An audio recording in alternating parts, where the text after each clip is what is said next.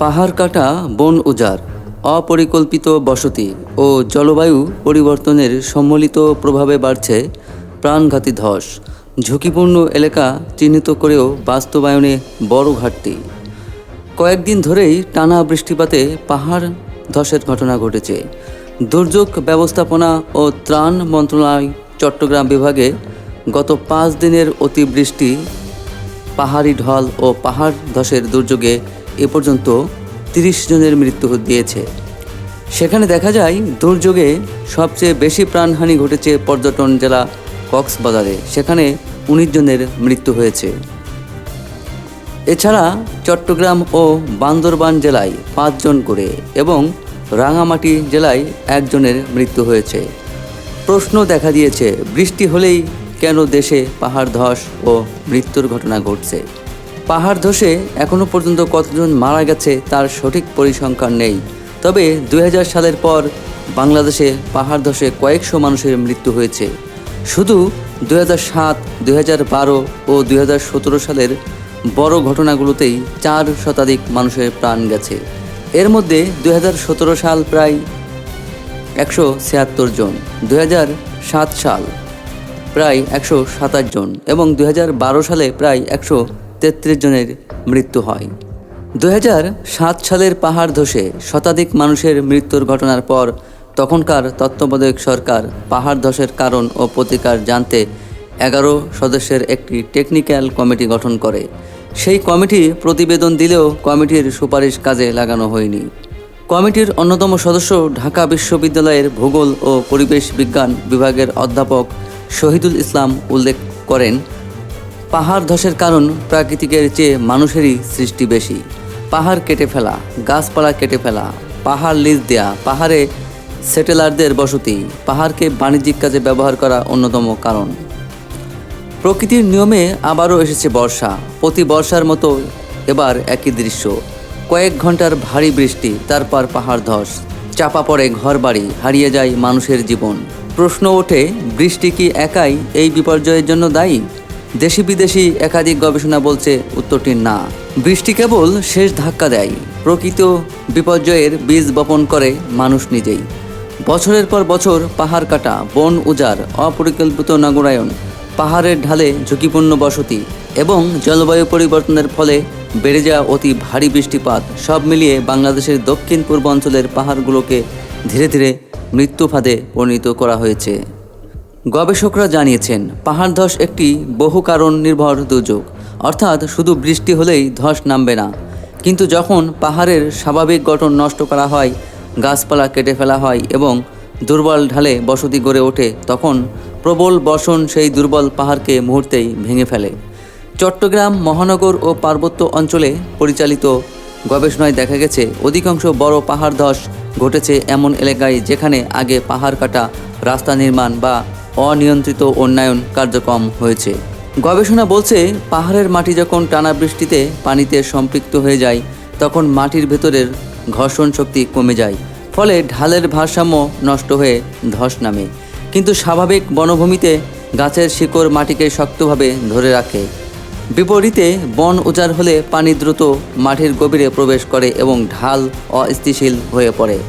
ফলে একই পরিমাণ বৃষ্টিতে একটি অক্ষত পাহাড় টিকে গেলেও কাটা বা বনহীন পাহাড় ধসে পড়তে পারে যে কোনো সময়। গবেষণায় আরও উঠে এসেছে, চট্টগ্রাম, কক্সবাজার, রাঙামাটি, বান্দরবান ও খাগড়াছড়ির পাহাড়গুলোর ভূতাত্ত্বিক গঠন তুলনামূলকভাবে নরম। বেলে পাথর, সিল্ট ও কাদামাটির স্তর সহজেই পানি শোষণ করে এবং দীর্ঘস্থায়ী বর্ষণে দুর্বল হয়ে পড়ে। ফলে অতিরিক্ত বৃষ্টির সময় এসব পাহাড়ে ধসের ঝুঁকি অনেক বেশি থাকে। দেশে পাহাড় ধসের কারণে দেশি বিদেশি বহু গবেষণা হয়েছে। এসব গবেষণায় বহু আগ থেকে পাহাড় ধসের ঝুঁকি সম্পর্কে সতর্ক করা হয়। বিশেষ করে বাংলাদেশ ভূতাত্ত্বিক জরিপ অধিদপ্তর, বাংলাদেশ প্রকৌশল বিশ্ববিদ্যালয়, ঢাকা বিশ্ববিদ্যালয়, চট্টগ্রাম বিশ্ববিদ্যালয় ও দুর্যোগ ব্যবস্থাপনা ও ত্রাণ মন্ত্রণালয় এবং জাতিসংঘ উন্নয়ন কর্মসূচি এ বিষয়ে একাধিক গবেষণা করেছে। এ বিষয়ে সবচেয়ে প্রসিদ্ধ গবেষণা পরিচালনা করে বাংলাদেশ ভূতাত্ত্বিক জরিপ অধিদপ্তর থেকে 1981 সালে। পরবর্তী কয়েক দশকে চট্টগ্রাম ও পার্বত্য অঞ্চলে পাহাড় ধস নিয়ে প্রকাশিত বহু গবেষণায় এই কাজটিকে ভিত্তিমূলক রেফারেন্স হিসেবে ব্যবহার করা হয়েছে। পরবর্তী গবেষণাগুলো নিশ্চিত করেছে যে দুর্বল ভূতাত্ত্বিক গঠন, অতিবৃষ্টি, পাহাড় কাটা এবং অপরিকল্পিত নির্মাণ একসঙ্গে কাজ করলে পাহাড় ধসের ঝুঁকি বহুগুণ বেড়ে যায়।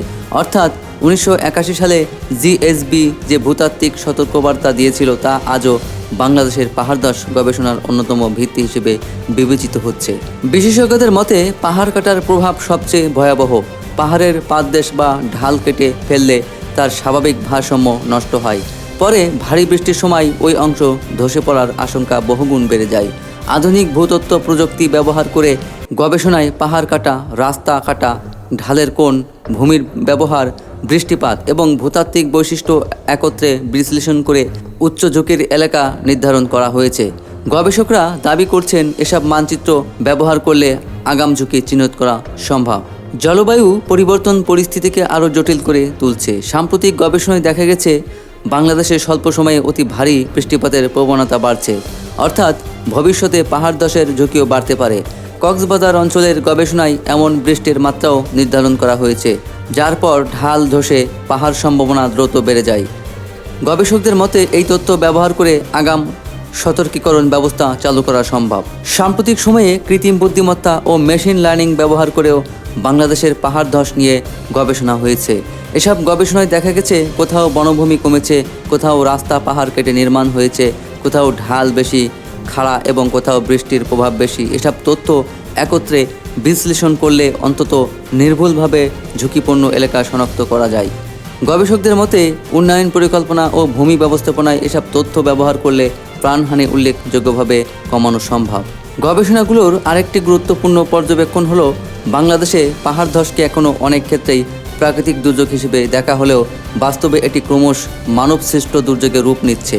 কারণ অধিকাংশ ঝুঁকিপূর্ণ এলাকার আগে থেকেই অনিয়ন্ত্রিত পাহাড় কাটা, বন উজাড় কিংবা অবৈধ বসতি গড়ে ওঠার প্রমাণ মিলেছে।